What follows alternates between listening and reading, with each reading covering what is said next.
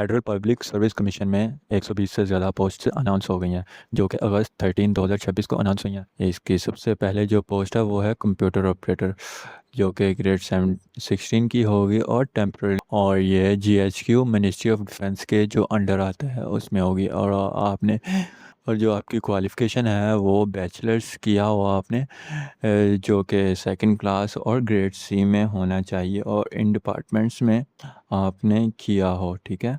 और जो इसमें वैकेंसीज आई हैं वो सिर्फ एक है और पंजाब में है, ठीक है। और place of posting anywhere in Pakistan.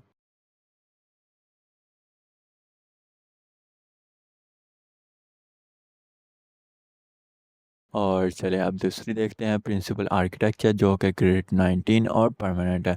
और ये आई है मिलिट्री इंजीनियरिंग सर्विसेज, जो कि मिनिस्ट्री ऑफ डिफेंस के अंडर आता है। अगर आपके पास ये क्वालिफिकेशन है तो आप एलिजिबल हैं।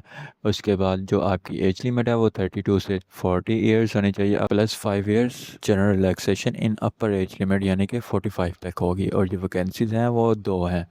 और जो आपका डोमिसाइल है वो पंजाब या सिंध रूरल का होना चाहिए। और ये प्लेस ऑफ पोस्टिंग होगी रावलपिंडी की, ठीक है। और इन सब की जो क्लोजिंग डेट है वो 31 अगस्त 2026 होगी। और चलें अब तीसरी देखते हैं, सीनियर आर्किटेक्चर, और ये ग्रेड 18 की होगी और परमानेंट होगी। और जो मिलिट्री इंजीनियरिंग सर्विसेज, जो कि मिनिस्ट्री ऑफ डिफेंस के अंडर आते हैं, वहाँ पर जॉब अनाउंस हुई है, ठीक है। और इसकी भी आप एज लिमिट देख सकते हैं और वैकेंसीज भी देख सकते हैं। और ये भी प्लेस ऑफ पोस्टिंग रावलपिंडी है। और ये देखते हैं हम सेकेंडरी स्कूल टीचर, टीचर की अनाउंस हुई है, जो कि मेल होना चाहिए, और ग्रेड 17 की है और परमानेंट जॉब है ये, ठीक है। FGEI में अनाउंस की गई हैं, जो कि मिनिस्ट्री ऑफ डिफेंस के अंडर आता है। अगर आपके पास ये क्वालिफिकेशंस हैं तो आप एलिजिबल हैं। जो ये वैकेंसीज आई हैं वो 98 हैं, ठीक है। और जो आपकी पोस्टिंग है वो पाकिस्तान में कहीं भी हो सकती है। फिर आ गया कंप्यूटर इंस्ट्रक्टर की, जो कि मेल अप्लाई कर सकते हैं, और ग्रेड 17 है इसका और परमानेंट है, ठीक है। फिर जो ये वैकेंसीज़ हैं वो 27 है, और पाकिस्तान में कहीं भी इसकी पोस्टिंग हो सकती है। फिर उसके बाद देखते हैं electrical engineering grade 16, permanent job है ये, ठीक है। और ये arm forces institute of pathology में इसकी पोस्टिंग होगी, ठीक है। GHQ, जो कि मिनिस्ट्री ऑफ डिफेंस के अंडर आता है। और प्लेस ऑफ पोस्टिंग यानी कि रावलपिंडी में आपकी पोस्टिंग होगी। और ये क्वालिफिकेशन है आप देख सकते हैं, ठीक है। फिर उसके बाद हम चलते हैं डायरेक्टर जनरल, जो कि चीफ लाइब्रेरियन में होगा, और ग्रेड 20 परमानेंट जॉब है ये। और ये नेशनल लाइब्रेरी ऑफ पाकिस्तान में जॉब अनाउंस की गई है। और ये क्वालिफ़िकेशंस होनी चाहिए आपकी, फिर आप एलिजिबल हैं। और ये जो वैकेंसीज़ हैं वो एक हैं, और प्लेस ऑफ पोस्टिंग है इस्लामाबाद, ठीक है। चलिए जी, अब हम कोई और देखते हैं। इतनी सारी जॉब्स हैं, हम सबको एक वीडियो में कवर नहीं कर सकते, ठीक है। तो मैं आपको जो ये डॉक्यूमेंट्स होगा PDF में आपको अपने व्हाट्सएप चैनल में शेयर कर दूंगा, और मेरे व्हाट्सएप चैनल का लिंक आपको डिस्क्रिप्शंस में मिल जाएगा, ठीक है। चलें अब ये आती है 27th जॉब, जो कि डिप्टी आर्मामेंट सप्लाई ऑफिसर की है, जो कि ग्रेड 18 का होगा। और ये जॉब परमानेंट है, जो कि पाकिस्तान नेवी में होगी। और जो वैकेंसीज हैं वो 2 हैं, और ये पंजाब में वुमेन कोटा एक होगी, और एक ओपन मेरिट बलूचिस्तान में होगी, और कराची में पोस्टिंग होगी इसकी, ठीक है। चलें ये अब देखते हैं 39, जो कि चार्ज नर्स, और ग्रेड 16 की होगी और परमानेंट होगी। और ये आई है armed forces bone marrow transplant centre में, जो कि मिनिस्ट्री ऑफ डिफेंस के अंडर आता है। और ये क्वालिफिकेशंस होनी चाहिए, ठीक है।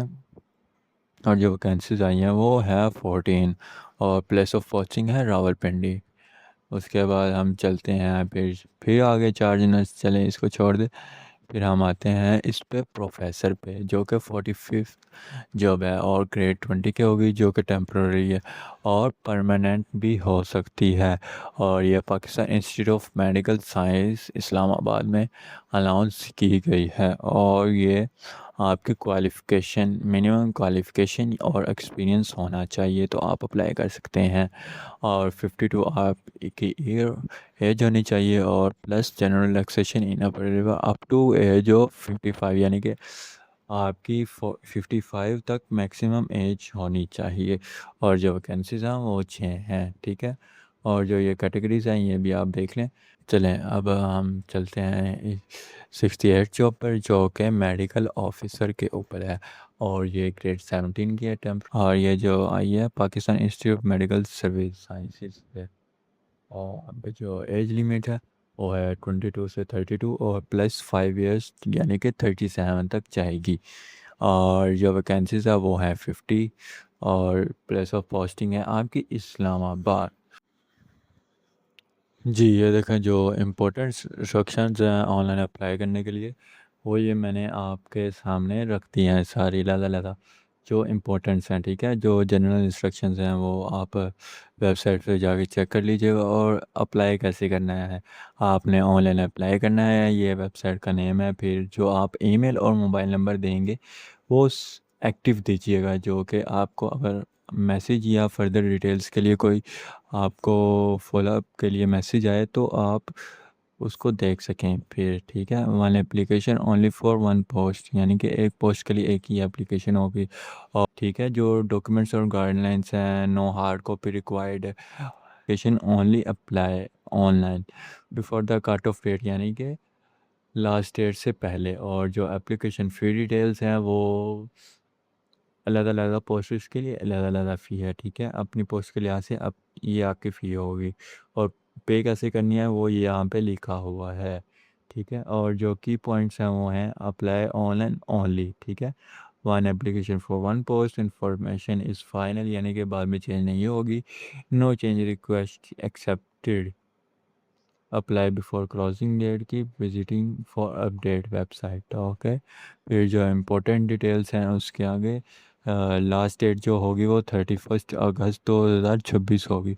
और जो टेस्ट और एग्ज़ामिनेशन स्टार्ट होंगे वो होंगे 10 अक्टूबर 2026 को, ठीक है। और जो आपकी एडमिशन यानी कि रोल नंबर स्लिप होगी वो इसी वेबसाइट पे से डाउनलोड होगी। और अगर आपने सेंटर चेंज करवाना है यानी कि आपने फिल कर दिया है सेंटर चेंज करवाना है तो वो आप 10 क्लोजिंग डेट से 10 दिन पहले आप रिक्वेस्ट सबमिट करेंगे।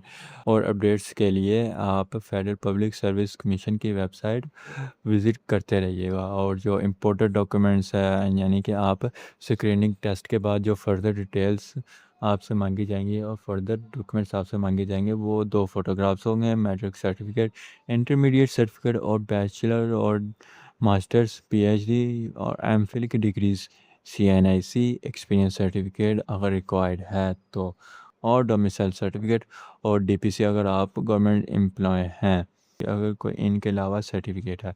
और फिर टेस्ट डे पर जो डॉक्यूमेंट साथ लाने हैं वो आपका ओरिजिनल सीएनआईसी होगा, ठीक है। और जो एडमिशन सर्टिफिकेट यानी कि रोल नंबर स्लिप जो आपने डाउनलोड की होगी। और